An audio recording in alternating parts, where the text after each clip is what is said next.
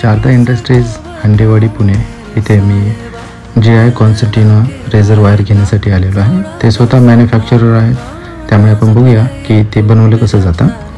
तर इथे असे रेझरचं एक ब्लेड तुम्हाला बघायला मिळेल। एक पट्टी आहे पूर्णपणे अशी, आणि त्या पट्टीमध्ये आतमध्ये एक तार अशी ॲड केली जाते। इथे बघू शकता तुम्ही तार ॲड केलेली, आणि हे पूर्ण याचं गोल गोल असं सर्कल बनवलं जाईल। हे केल्यानंतर एक त्याचं बंडल बनवलं जातं, आणि यामध्ये 3 ठिकाणी त्यांना जॉईन केले जातात।